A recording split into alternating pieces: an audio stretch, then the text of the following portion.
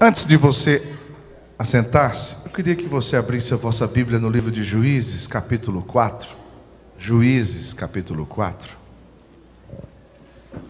O tema que vocês escolheram fala de clamor, fala de busca ao Senhor, de mudança de situação, e nós vamos continuar nesse tema que o Senhor me deu nessa noite. Juízes, capítulo 4, quantos acharam, digo amém.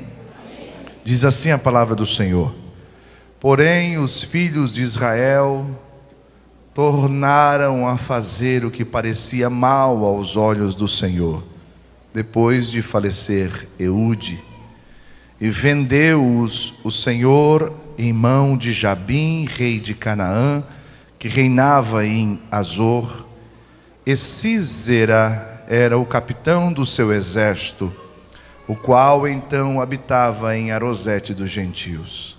Versículo 3: então os filhos de Israel clamaram ao Senhor, porquanto ele tinha 900 carros ferrados, e 20 anos oprimia os filhos de Israel violentamente.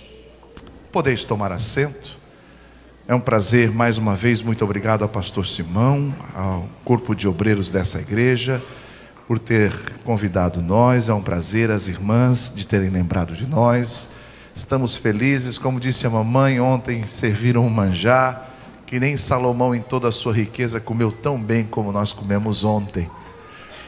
Alegro-me em ver aqui os irmãos lá de Itapoá, de Joinville, de Abelardo Luz, né? Ali a cidade do oeste catarinense, tantos catarinas aqui. Que Deus abençoe a todos vocês, que bom vocês estarem aqui com a gente. Deus abençoe a todos vocês.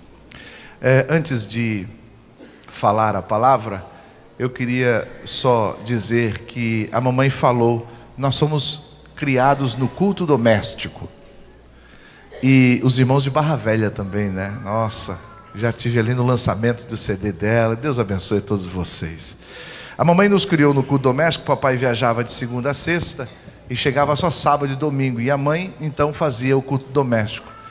Ela nos ensinava a ofertar, como disse a Zilnete, e assim foi indo. No dia que o papai recebeu o batismo com o Espírito Santo, o pai veio tão feliz, pastor Simão, dirigindo um carro que na época se chamava Candango. Tem alguém do tempo do Candango ali? Levanta a mão aí. Revela Jesus, vai revelando Jesus. Mas o Candango não é tão velho assim não, que eu nasci em 70, e quando o papai me trouxe da maternidade eu vim num Candango. Então não é tão velho assim não, né? O pai veio dirigindo um Candango, falando língua estranha, e tão contente o pai disse: Senhor, tira tudo que eu tenho, só não tira de mim o teu espírito. Quando o pai falou isso, a mãe já conhecia um pouquinho mais da palavra. A mãe disse: ah, Duca, agora aguenta, porque o que tu falou é muito forte. E sabe o que eu aprendi, amados? Que Deus às vezes não entende que a gente fala umas coisinhas de brincadeira, e Ele leva a sério. E Ele levou a sério esse negócio de tira tudo que eu tenho, só não tira de mim o teu espírito. O pai tinha ali em Joinville, o pai foi o primeiro comerciante a montar um supermercado, porque antes era o tempo da venda. E aí o pai pegou e colocou umas prateleiras, e a mãe era o caixa. Então foi o primeiro self-service, ou hoje que é normal, as glândulas, e você lá. E o pai foi o primeiro a montar esse mercado lá. E o ladrão entrava no nosso mercado, roubava tudo o que queria e deixava um bilhetinho: da próxima vez eu levo mais. Até o dia que o Claudinei, meu irmão mais velho que o senhor já levou, teve que vender as garrafas vazias para termos o que comer. Porque naquela época, lembra como era? A gente levava o vasilhame, as garrafas vazias, para trazer, né, com a tubaína, com a guaraná, com a Coca-Cola, sei lá o que. E a gente trazia, mas tinha que levar o vasilhame, porque senão era só o quisuco, lembra, irmãos? Porque o tangue era mais caro, mas fazia 1 litro e já vinha adoçado. E quem nunca, depois de fazer um tangue ou um quisuco, de abrir o pacote e depois no final, dava uma lambida, né? A gente tomava aquele xarope, ficava um bigode aqui assim, ó. Mas a gente era bem mais magrinho, né? E o Claudinei teve que vender as garrafas vazias para termos o que comer. Mas pensa que a mamãe, à noite, no culto doméstico, a mãe reclamava? Nós nunca ouvimos a mamãe reclamar. A mãe chegava e dizia: meus filhos, Deus é fiel. E a gente dizia: mãe, mas como Deus é fiel? Se nós estamos passando por tanta tribulação. Elas diziam: meus filhos, Deus é fiel e Deus está nos preparando para uma grande obra. E a gente dizia: mãe, mas esse seu Deus não é fiel. Quando a gente apertava ela não sabia responder, ela cantava: tu és fiel, Senhor, dia após dia,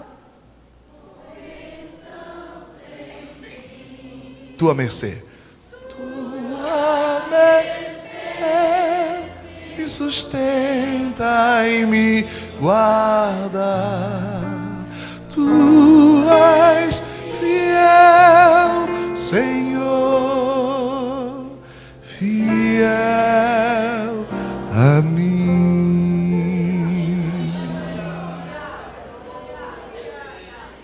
Eu me lembro um dia que a mamãe estava lavando a louça do almoço e a nossa casa não tinha portas internas, era uma cortina que era amarrada num fio de luz em 2 pregos. E a gente na sala, a gente ouviu a mamãe dizer lá lavando a louça na cozinha: Senhor, eu tenho dito para os meus filhos que tu és o dono do ouro e da prata, mas para amanhã não tem mais nada o que comer. Socorre-nos, Senhor. Isso era 2 horas da tarde. Quando chegou a noite, no culto doméstico, a gente disse: mãe, e para amanhã, mãe? O que nós vamos comer? Ela olhou para nós e disse: porque Ele vive. Posso crer no amanhã, porque Ele vive. Temor não há, mas eu bem sei, eu sei que a minha vida está onde, crente? De quem? Está morto? Um dia eu me lembro que a mamãe falou sobre o tamanho de Deus, e ela disse que Deus era tão grande, que a Bíblia diz que o globo terrestre é o banquinho que Ele descansa os pés. E a gente disse: então esse não é o seu Deus, mãe. Porque se o seu Deus fosse tão grande assim, a gente não estava passando necessidade. Que tamanho é o seu Deus? Ela: então minha alma canta a ti, Senhor.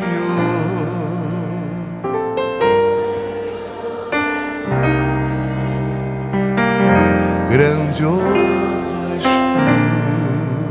Bem forte.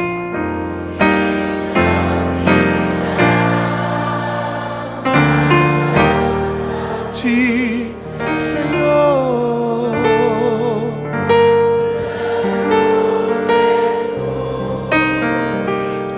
grandioso é tu. Mas tinha dia que não dava para cantar Tu és fiel, e nem grandioso és tu, e nem muito menos porque Ele vive. Tinha dia que a luta era tão grande que a gente lembra que a mamãe chegava, ela abria e fechava a Bíblia, ela abria e fechava a lição da escola bíblica dominical, quando uma lágrima silenciosa e teimosa começava a rolar no rosto dela, e ela começava a bater no peito dela e cantar para ela mesma assim: porque te abates, ó minha alma, e te comoves, e te comoves, perdendo a calma, perdendo. Olha o Senhor dizendo para você aí, ó: não tenhas medo. Faz o quê? Em Deus espera. Por que, crente? Porque pensei.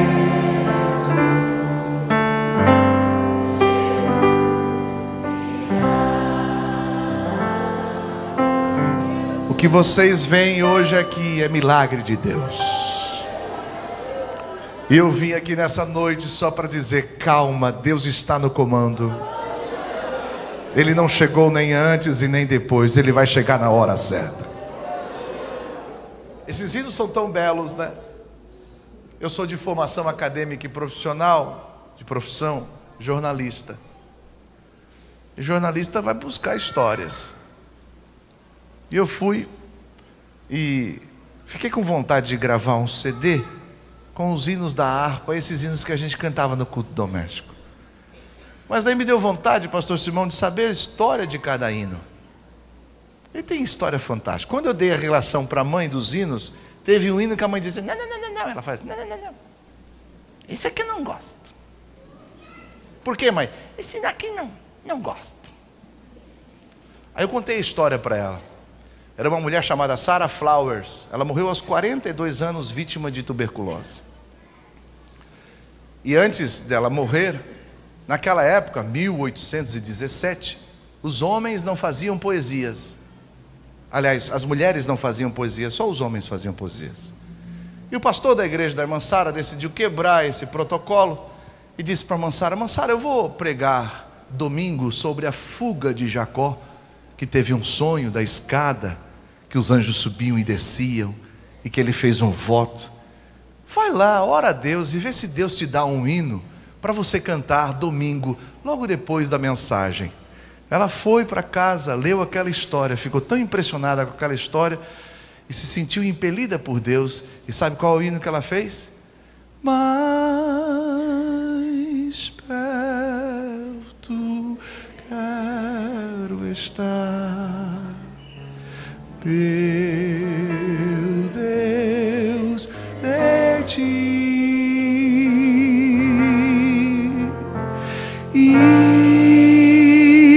Ainda que seja dor, que eu nasci.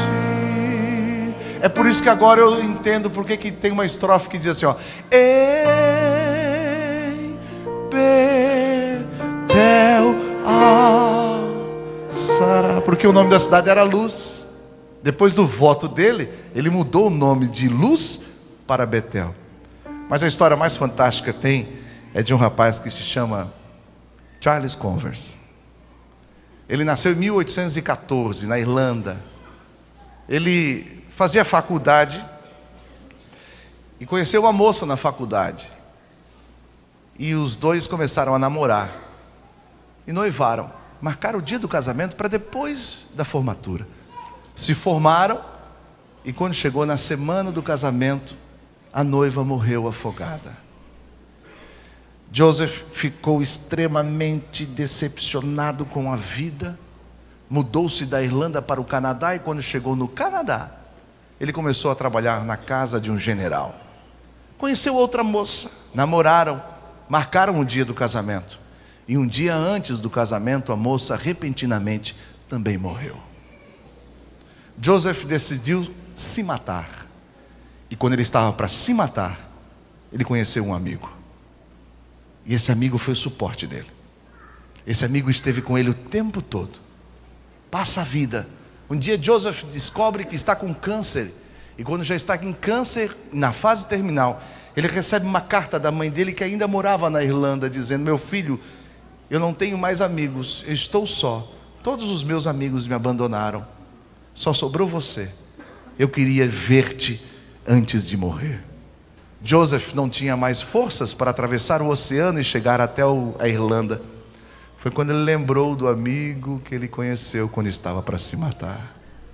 E ele, com muito esforço, ele sentou-se, pegou uma pena e começou a escrever uma carta para a mãe dele, apresentando na carta o amigo que ele conheceu.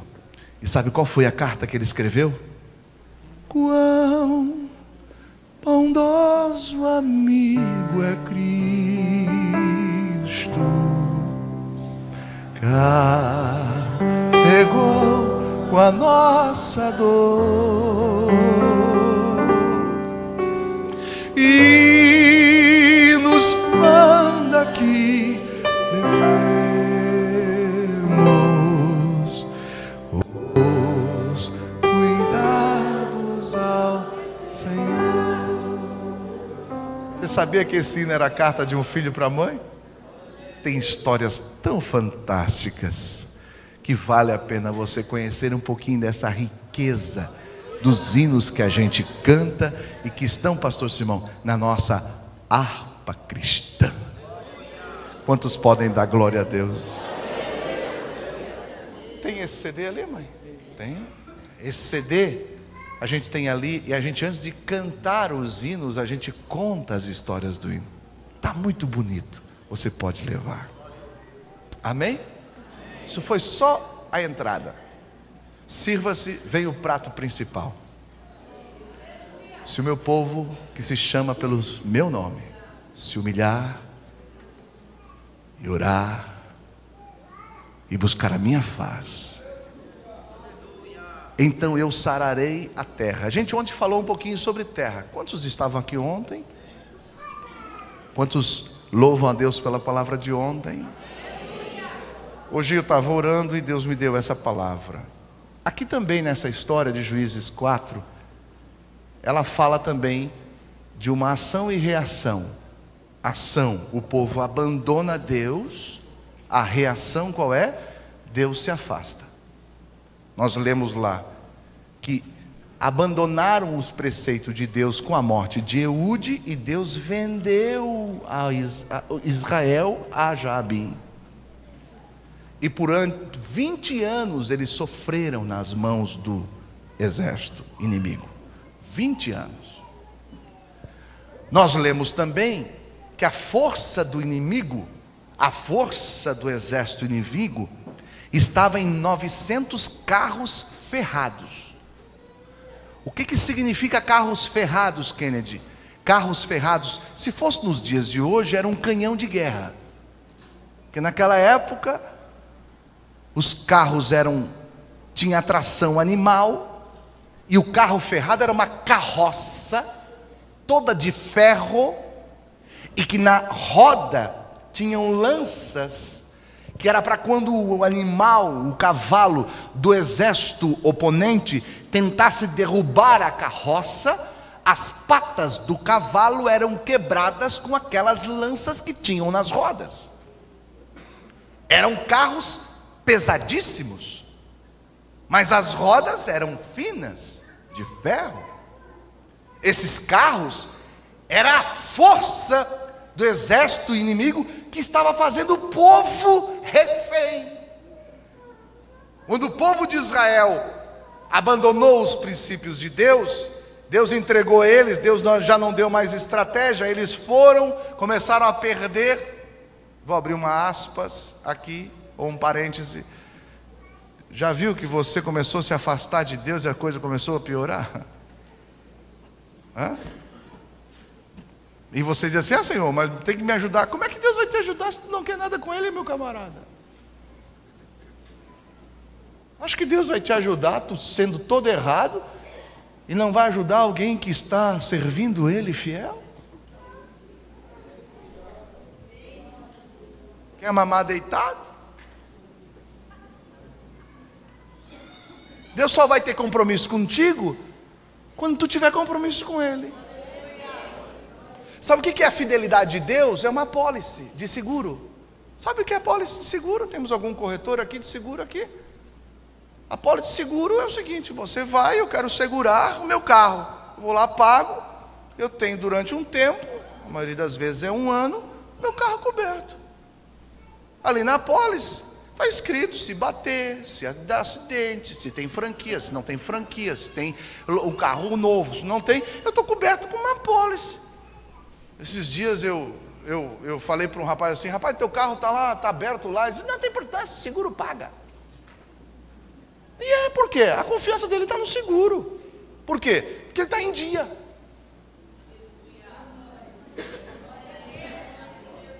Você está começando a sentir gostinho, né?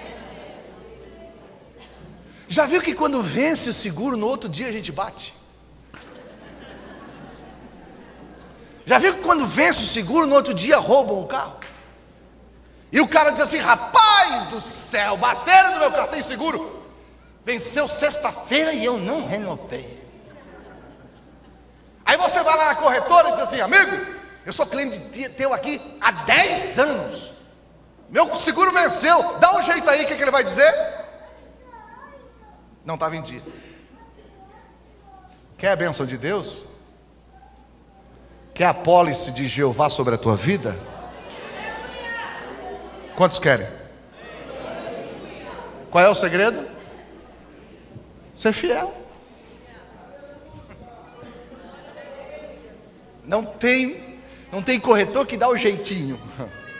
Não, fazer um boletim com data atrasada. Não tem, irmão. Não tem nada disso daí. E o povo agora abandonou a cobertura, já não deu mais. Deus entregou eles para a mão e eles se ferraram. A força do inimigo era os 900 carros ferrados, pesados. Quando Baraque, que era o chefe de exército de Israel, pensava em enfrentar Sísera, ele lembrava dos carros ferrados. Ele dizia: eu não posso enfrentar. Mas tem uma coisa: o mesmo Deus que se afasta quando tu não é fiel, é o mesmo Deus que não aguenta. Igual o coração de mãe. Quando tu dobra o joelho e diz: me perdoa, Jeová. Quando aquele que não é nada fiel dobra o joelho e diz: me perdoa, Jeová, parece que eu vejo Deus chegar mais para frente do trono dele assim e dizer: fala, meu filho, estou gostando de ti. Sabe o que é? Você começa a chamar a atenção de Deus para a tua vida. Bíblia, eu só prego Bíblia. Olha aqui, e o povo começou a clamar: círculo de oração, ora pela minha família. Círculo de oração, ora porque eu preciso E o povo começou a clamar, e a igreja toda começou a clamar. E daí Deus começou a se mover e disse: eu preciso dar um jeito nesse negócio aí. Aí Deus faz uma estratégia. Eu gosto muito de estratégia. Eu gosto muito de olhar essas coisas. E Deus é tremendo, porque Deus faz uma estratégia impressionante. Primeiro de tudo, Ele diz para Baraque, que é o chefe de exército de Israel, para subir ao monte de Tabor e lá chamar os amigos para enfrentar Sísera. Aonde estava Baraque, o monte de Tabor era muito distante de onde ele estava. Era um terreno que ele não conhecia. Ele conhecia outros montes palmo a palmo, outros campos e vales de guerra palmo a palmo, mas o monte de Tabor ele não conhecia. E por ele não conhecer o monte de Tabor, e por ele saber da força que era os 900 carros ferrados do inimigo, ele se amoitou e não fez nada.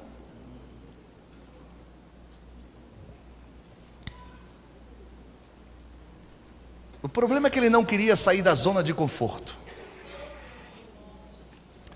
Eu estou pregando online com Jeová aqui,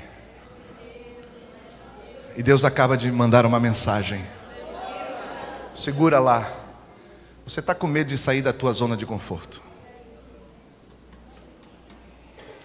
O caminho que Deus te traçou é um caminho que você não conhece. Mas se foi Deus, engata a quinta e vai em frente.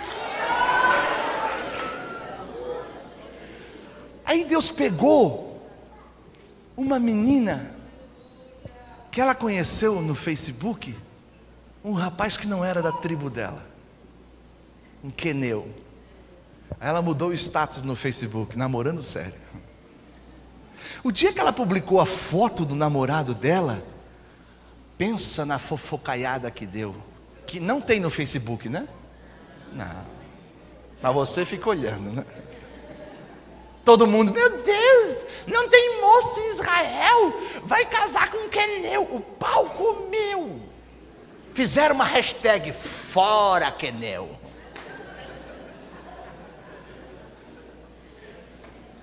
Ela casa. No casamento, pastor, ninguém entendia por que ela tinha escolhido um queneu. Todo mundo foi lá e dizia: imagina, tanta gente aqui no Guaratuba, foi buscar alguém lá fora. Olha o Jeová falando. Aí ela casa e vai morar onde? No pé do Monte de Tabor. Casa nova, móveis novos. Lembra quando casaram? Tudo novinho. Ela lua de mel. Só que lá não pegava a internet. Ela ficou sem contato com ninguém. Nem sinal da Oi pegava lá. Imagina da TIM. Ela ficou isolada do mundo. E o povo de Israel esqueceu dela. Ela tudo com os móveis bonitinhos na tenda. Ela na lua de mel, uma bênção de Deus. Mas chegou o tempo da chuva. Choveu muito no Monte de Tabor. E a lama desceu. E ela enfrentou a primeira cheia da casa dela. Sabe aqueles móveis MDF?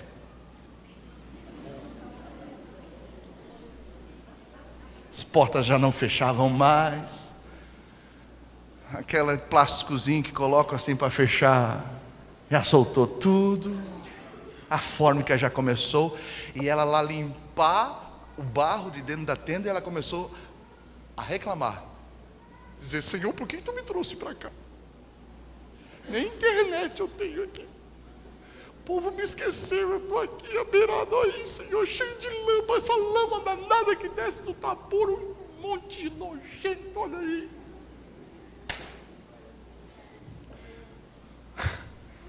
Mas diz a história que 2 vezes por ano chovia muito no Monte de Tabor. E quando chovia, a lama descia e ficava no vale muita lama.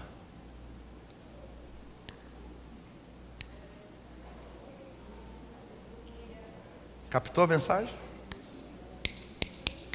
Eu vou ajudar vocês. Para onde Deus mandou Baraque subir? Para onde? No Monte de Tabor. Quantas vezes chovia por ano? Quando chovia a lama? Qual era a força do exército inimigo? Os carros ferrados, que andavam só em solo firme. Na lama eles atolavam.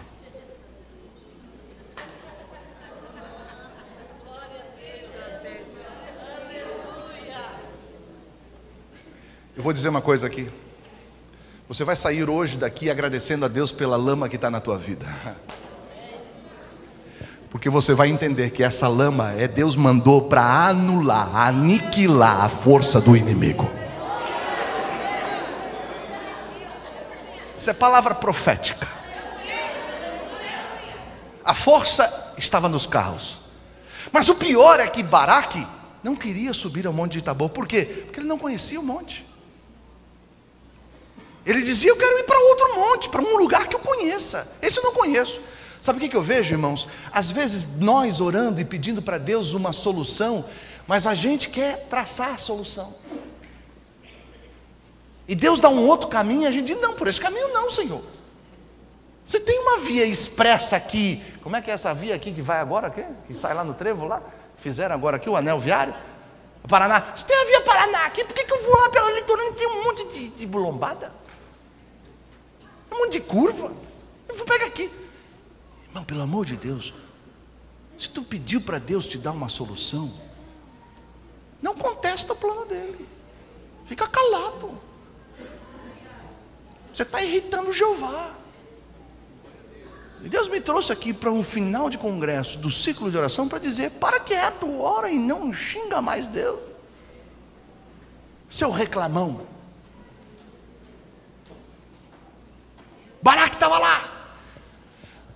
Deus manda Jael lá para o pé do monte, para ela ficar esquecida. Deus pega, olha Baraque está dentro do quartel, escondido, com medo dos carros ferrados. Aí Deus olha assim, quem é que vai chamar? Chamou Débora. A Débora era uma mulher atual, século nosso. Quer ver? Tens como colocar lá para mim ali um versículo? Bota lá, meu garoto. Coloca o versículo 4 do capítulo 4 de Juízes. 4. Olha ali para mim. Coloca ali. Olha quem era Débora. Estão gostando? Estão entendendo? Jesus está falando? Débora, uma profetisa, mulher de Lapidote, liderava Israel naquela época. Versículo 5. E se assentava debaixo da tamareira de Débora entre Ramá e Betel, nos montes de Efraim, e os israelitas a procuravam para que ela decidisse as suas questões. Quando a gente lê assim, parece que não dá nada. Vamos ler diferente esse versículo? Débora, profetiza. Opa, ela tinha ministério. Mulher de Lapidote. Opa, ela era dona de casa.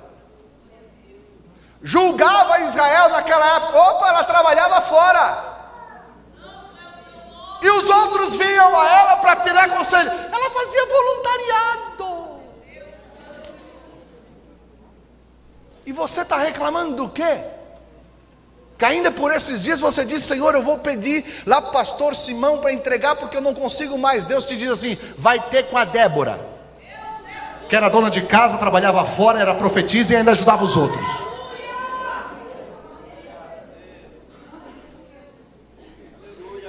Sabe o que eu vejo aqui, irmãos? Que Deus não chama boca mole. Deus só chama gente ocupada.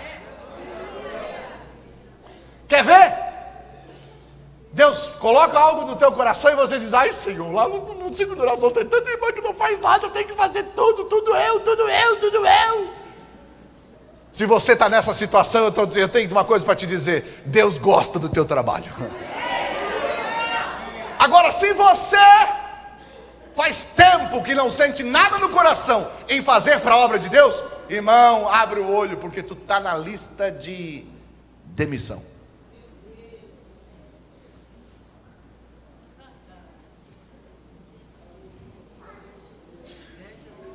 Não, eu vou ficar só na minha, tá, Kennedy? Você vai ficar só na tua?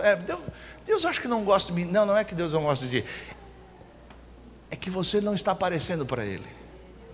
Porque quando você orar, quando você buscar a face dEle, quando se converter dos seus maus caminhos, então Deus vai lhe olhar e vai dizer, eu tenho algo para te dar. Deus chama a Débora. A Débora está cheia de coisa para fazer, um monte de processo para realizar. A casa, o Lapidote sempre deixando a toalha em cima da cama, depois de tantos anos molhada, aquele negócio de homem, né? Bom, sempre reclamando, tal.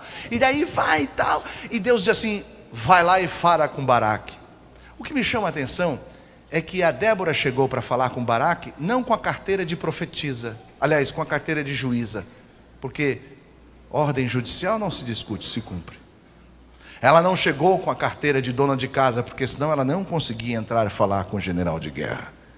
Ela não tirou a carteira de voluntariado, porque ia dizer, está em crise, não temos nada para ajudar. Ela tirou a carteira de profetisa. E quando ela entra, ela diz assim, assim diz o Senhor. Mas o que me chama a atenção é que ela não trouxe nenhuma mensagem nova para ele. Nenhuma mensagem nova. Porque ela diz assim, ó, Bíblia, irmão, se você tiver alguma dúvida, lê depois em casa. Já não te disse o Senhor para você subir no monte de Tabor e chamar os amigos e enfrentar Císera? Tem mensagem nova nisso, pastor? Não. Já não te disse o Senhor, ou seja, tu já sabe o que tem que fazer, e agora? Pois irmão, nessa noite eu não vim trazer mensagem nova para o senhor e nem para a senhora. Eu só vim relembrar,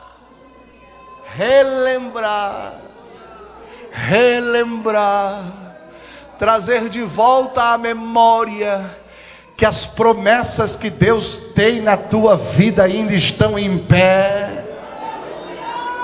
A promessa é alvará, e o alvará é a responsabilidade e a autorização para você agir. Então Deus me trouxe aqui nessa noite para dizer: comece a agir, porque o alvará está em pé. O alvará está com validade ainda em dia. As promessas do Senhor sobre a tua família, sobre o teu ministério, sobre a tua vida, sobre os teus negócios, ainda estão em pé. Quando ela diz isso, o Baraque diz: sim, mas eu vou só se você for comigo. Isso me chamou a atenção. Por que ela disse isso? Por que ele disse isso? E ele disse isso porque, por duas coisas. Primeiro, porque ele tinha medo dos carros ferrados, porque ele não conhecia o Monte Tabor. Era a zona de conforto dele estranha. E porque ele sabia que a lei dizia que profeta não ia para o arraial de guerra. O profeta ficava orando. Quando ele diz: eu só vou se você for comigo, sabe o que ele esperava a resposta dela? A Débora dizer: Baraque, bem sabes tu que eu, como profetisa, não posso ir para o arraial de guerra. Porque quando ela dissesse isso, ele ia dizer: então não vou. Só que quando ele diz assim: eu só vou se você for comigo, a resposta dela é a seguinte: se eu for com você, a glória não vai ser tua, vai ser de uma mulher. Nessa hora, Baraque fica extasiado com a resposta dela e imaginando: mulherzinha enxerida essa. Hein, pastor Simão? Vem aqui, me dá de dedo e depois diz: se eu for, a glória não vai ser tua, vai ser de uma mulher. E ele ficou com aquilo na cabeça. Aí a Débora pega e diz assim: levanta-te, Baraque. Eu só digo levanta-te para alguém que está ou deitado ou sentado. Nessa noite, eu tenho a palavra de Deus para ti. Levanta-te. Chega dessa zona de conforto.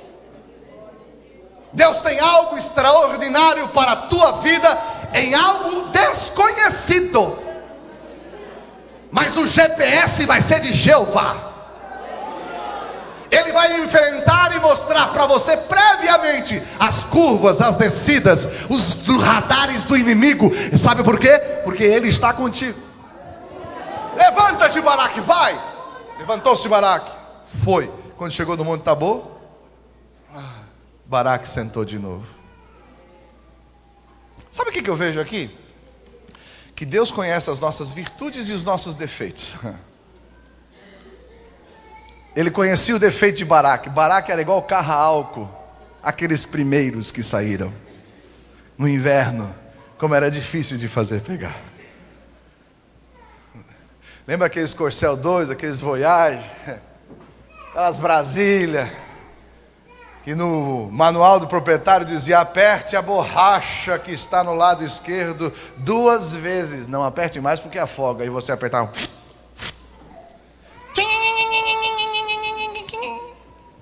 Aí você não sabia se você acelerava, se não acelerava, se apertava de novo, se não apertava, e ficava. Aí pegava.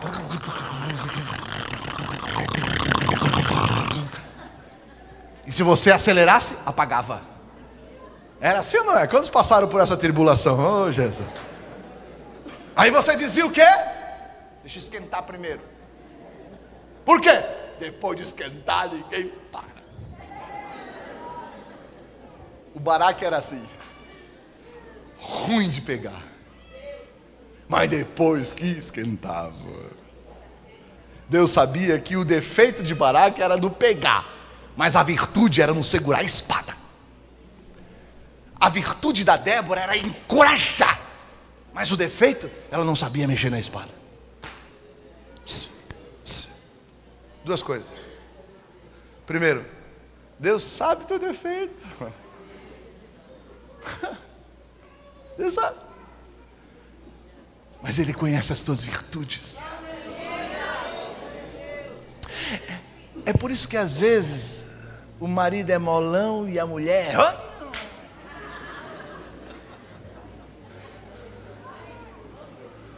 Às vezes a mulher e o marido...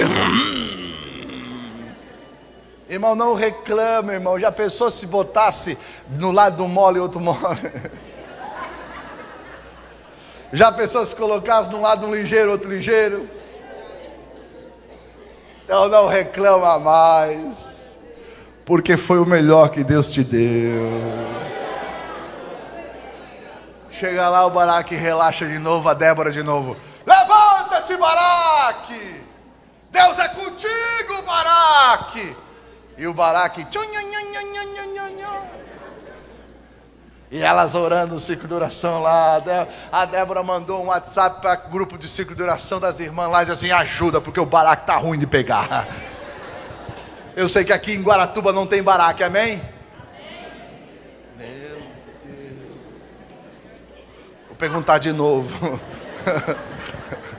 Eu sei que aqui em Guaratuba não tem Baraque, amém? Ah, agora melhorou. Só pro lado de lá da balsa, amém?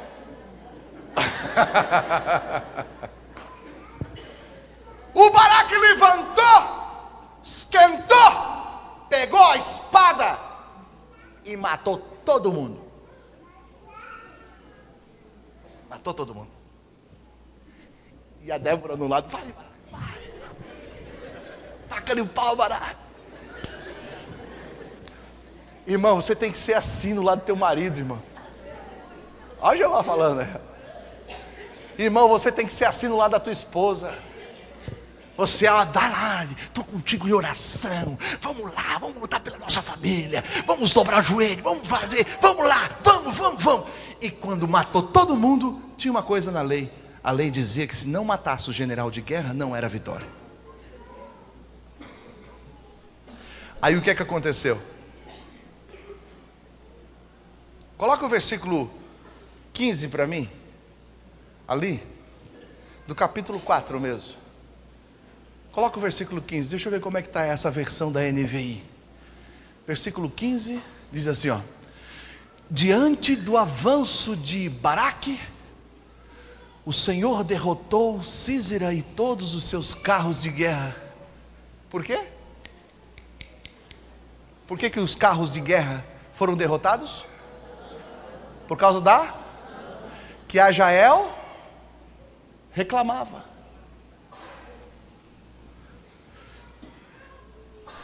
De guerra, e o seu exército, continua ali no 15, continua no 15, por favor, volta no 15. E o seu exército a fio de espada. E Sísera, olha que fantástico isso, desceu do seu carro e fugiu a pé. Por que o Sísera fugiu a pé? Hã? Atolou o carro. Está vendo?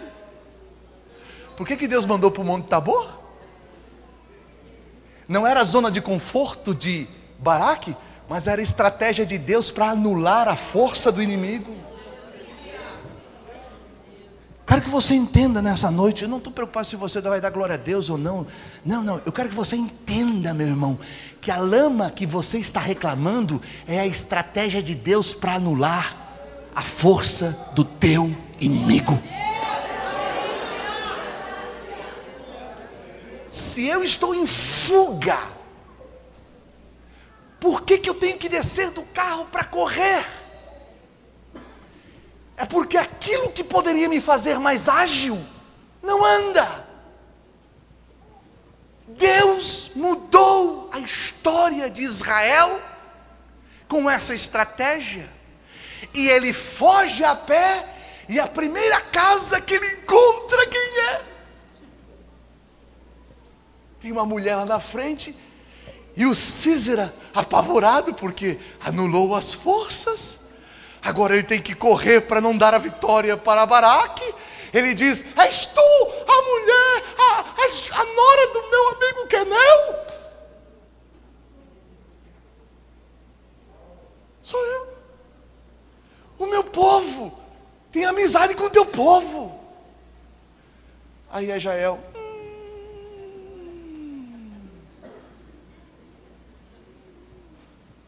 quem é o senhor? Eu sou Sísera, cheio de lama. E a Jael dá de tirar a lama e reclamando: por que tu mandou essa lama para mim, Jesus? Essa lama só me perturba, Jesus. E Deus quase dizendo assim: cala a boca, Jael. Fica quieta, Jael. Tu não estás fora do jogo. Olha o que Deus está falando para ti aí, ó. Tu não estás fora do jogo. Tu estás no lugar onde eu coloquei, porque é estratégico.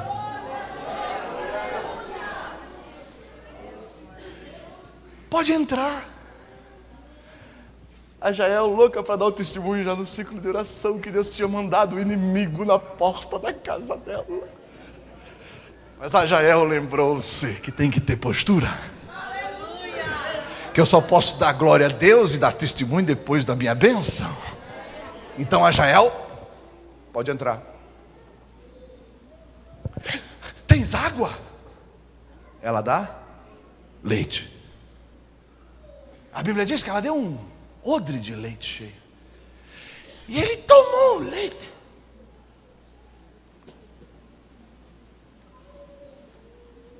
E ele pensava: meu Deus, que moça boa é essa? Eu peço água e ela me dá leite. E por que ela deu leite? Estratégia. A água, ela me reidrata. A água tira o sono.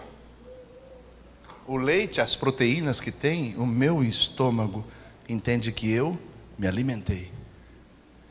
E me dá a hipotensão. Que é aquela sonequinha, né? E depois do almoço hoje, lembra? Se a Jael desse água, ele ia ficar acordado. Mas a Jael deu leite. Ele abriu a boca. A Jael diz: quer dormir? Bíblia. A Bíblia diz que ela foi e arrumou a cama, colocou ele deitado e colocou a coberta sobre ele. Eu acho que cobriu a orelhinha dele. A Jael estava louca para dar um glória. Ela já pisava na lama assim: oh, louvado Senhor. Porque ela começou a descobrir que o local onde ela estava não era fora dos planos de Deus. O local onde ela estava era estratégico. E Deus botou na cama dela o inimigo dela. Diz que ela esperou ele dormir. E quando ele roncou, ela foi pé por pé. Pegou uma estaca. A vontade dela era dar um grito de glória a Deus. Mas se ela gritasse, ela ia acordar. Então ela...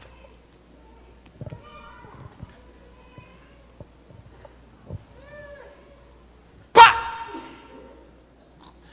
E quando ela dá, a Bíblia diz que a fronte dele se abriu. Ela... eita, chavapó! Por quê? Porque a glória... o louvor, a honra, é só depois de você receber a vitória. Sabe por que você não recebeu a vitória ainda? Porque você está invertendo o processo. Você está cantando antes de receber, irmã, ó. Hoje em dia não é mais só isso. É isso e... não digita nada no Facebook. com a vontade de contar. Aguenta, irmão. Aguenta, filho. Não vai fazer assim. Não. Aguenta firme. E eu sei que você está rindo, mas Deus está falando. Deixa para revelar a tua vitória depois que a bênção está na mão. Aí você diz assim: hoje eu quero fazer um culto de ação de graça. Por quê? Porque Deus me deu a vitória. Quando o Císera morre, quem bate na porta? O Baraque. E a Débora, vai. E o Baraque, quente agora, tinha matado tudo. Ele chega e diz assim: Císera está aí? Aí a Jael: pai do senhor, irmão Baraque. Oi, irmã Débora, pai do senhor. Quem é tu?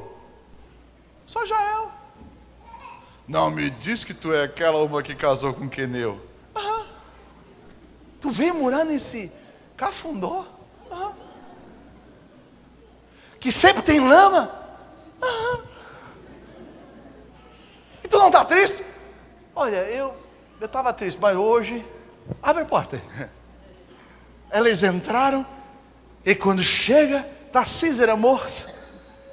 Aí a Jael diz assim: até pouco instante de trás eu estava reclamando dessa lama, mas agora eu vi que Deus me trouxe aqui, que eu não estava esquecida, e que a lama que eu reclamava era exatamente o elemento que Deus precisava para anular a força desse miserável.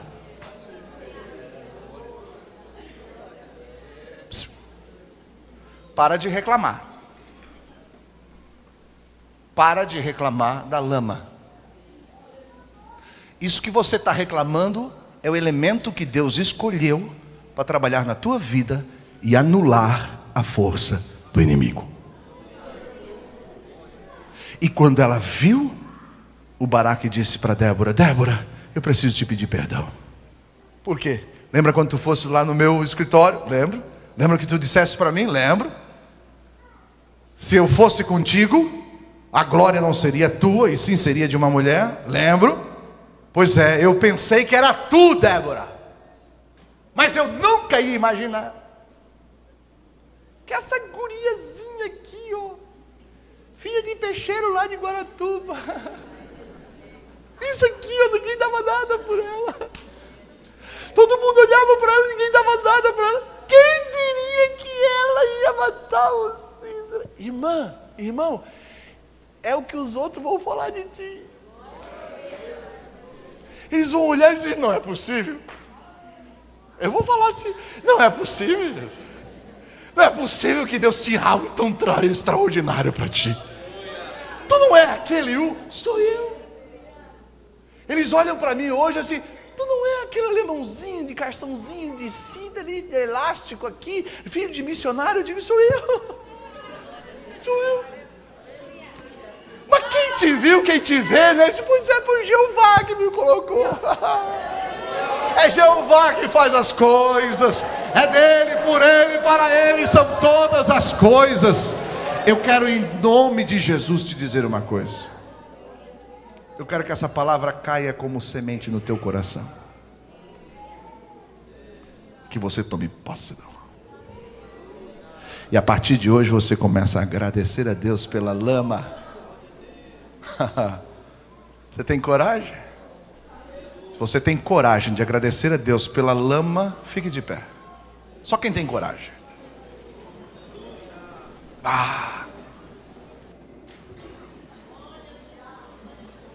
Eu tenho algumas coisas para te dizer. Primeiro, nessa história nós temos um personagem que sabia o que tinha que fazer e não fazia, que era Baraque. Aqui tem gente que sabe o que tem que fazer e não está fazendo. Deus me traz hoje aqui para dizer: levanta-te e começa a agir. Nessa história nós temos outro personagem que tinha muita coisa para fazer e ainda achou um tempinho para ajudar o seu povo. Deus está dizendo: existem pessoas aqui que têm muita coisa para fazer, mas Deus ainda está exigindo um tempo seu para ajudar o seu povo. Terceiro, tem nessa história um personagem que pensava que estava fora do jogo, que pensava que todo mundo tinha esquecido. Tem um personagem que ninguém dava nada, só falavam mal. E ela viu que ela foi a pessoa escolhida por Deus para executar a vitória do povo de Israel. Agora escute. Já pensou se Deus fizesse toda essa estratégia e a Jael, na hora de matar, ficasse com pena e não fizesse? Deus ia dizer: poxa, Jael, movimentei todo mundo, mandei lama, aniquilei a força do adversário e você não fez o que tinha que fazer. Já pensou? Deus me chama agora aqui a atenção e diz que tem algumas pessoas aqui que já frustraram Jeová, que na hora que era para fazer, não fizeram. E você anda envergonhada por isso. Mas eu tenho autorização de Deus para dizer que Deus está a fim de apagar o passado e te dar uma nova chance.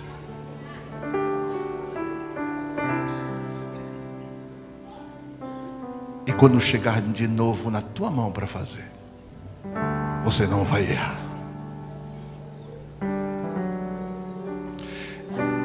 Eu quero orar com autorização do pastor.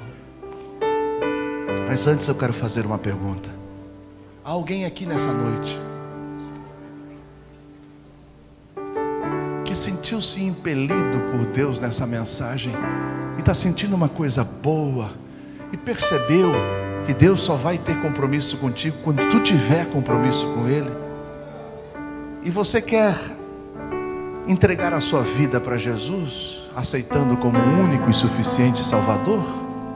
Não vou te convidar a mudar de religião, porque religião não salva ninguém.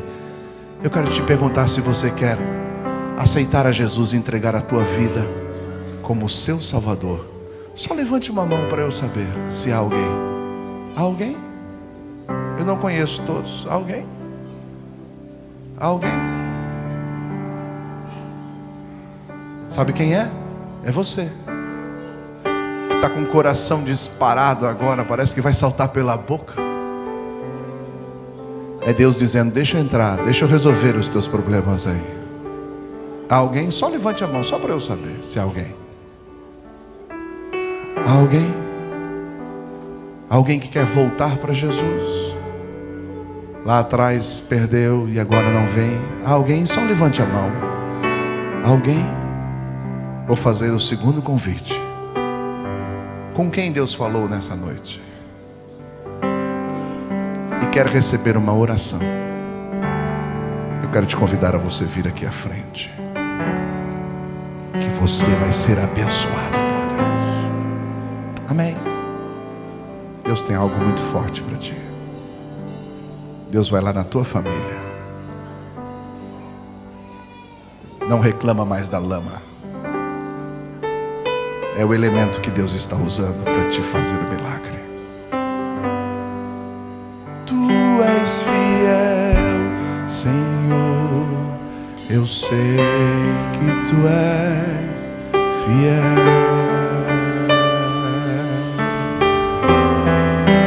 Tu és fiel.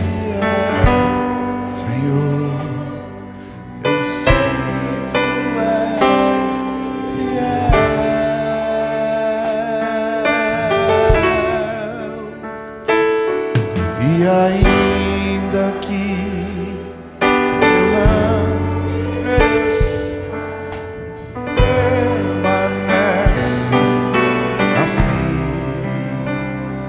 fiel, Senhor.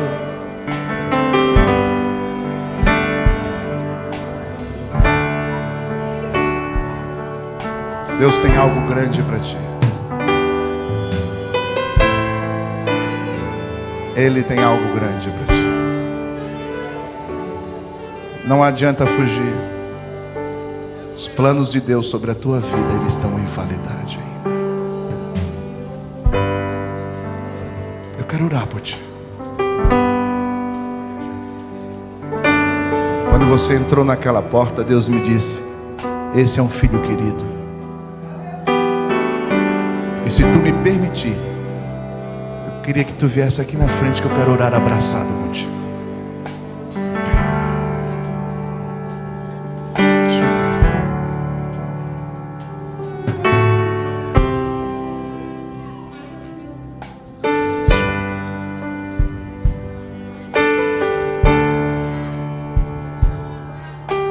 Deus tem um plano muito especial nessa vida. Quando ele entrou na porta, Deus me disse, eu não sabia. Deus me disse: fala para ele que existem muitos projetos na vida dele. Wilson, eu queria que Deus gostasse um pouquinho de mim, de como ele gosta de ti. Quero te dizer uma coisa: há muita oração a teu respeito no céu. E Deus tem um plano muito grande, grande, grande, grande para ti. E eu quero orar por ti. Canta, igreja. Tu és fiel, Senhor. Eu sei que tu és fiel.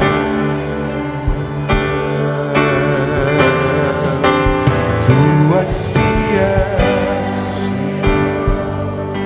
Eu sei que tu és fiel.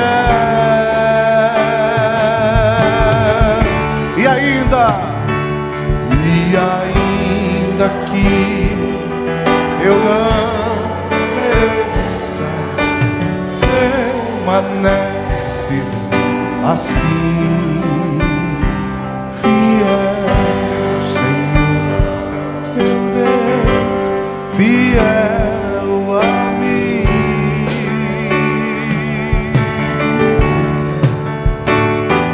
Fiel, Senhor, meu Deus, fiel a mim. Senhor Jesus, a tua palavra foi falada. Essas pessoas vieram à frente porque foram tocadas por ti. Mas eu estou abraçado com o teu querido Wilson, essa pessoa cheia de talentos que tu tens um plano imenso. Deus, a partir de hoje, coloca no coração dele parte do que tu tens na vida dele. Faz ele entender que as coisas são bem melhores quando tu estás à frente de tudo. Cumpre sobre a vida dele, da família dele, todo o propósito que tu tens sobre ele. Eu estou fazendo aquilo que tu me ordenastes a fazer. E eu sei que eu vou voltar nessa cidade e vou ter o testemunho de hoje, porque tu estás entrando com providência nesta casa. No nome de Jesus eu oro. Senhor, abençoa também os teus filhos, Senhor, que estão aqui na frente. As tuas filhas, Senhor, que aprenderam na noite de hoje que às vezes é preciso agradecer pela lama, porque é a lama que tu usas para aniquilar o inimigo. Dá forças, dá sabedoria, dá discernimento de espírito, para que o teu anjo possa estar ao lado deles. Em nome de Jesus Cristo, eu oro e profetizo a vitória de Deus sobre a tua vida. Em nome de Jesus. Em nome de Jesus. Olha aqui para mim, você que veio aqui na frente. Não reclame mais. Não reclame mais. Haja. Você não está fora do jogo. Você não está fora dos planos de Deus. Você está no lugar certo. E na hora certa, faça o que tem que fazer. De nada vai adiantar você estar no lugar certo, se na hora certa você falhar. Mas Deus hoje te chamou aqui para dizer: eu estou contigo. Pode sair da zona de conforto, porque Deus está contigo. Deus está contigo. Deus está contigo. Deus está contigo. Deus está contigo. Deus está contigo. Deus está contigo. Tu és fiel. Dá um abraço na pessoa que está ao seu lado e diga para ela: Deus está contigo. Deus está contigo. Deus está. Tu és fiel, Senhor. Eu sei que tu és fiel.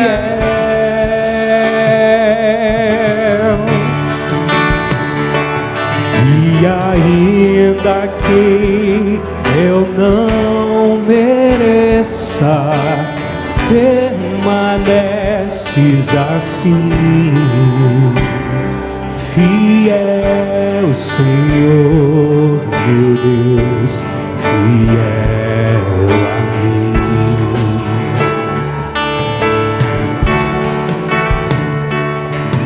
Fiel, Senhor, meu Deus, fiel a mim.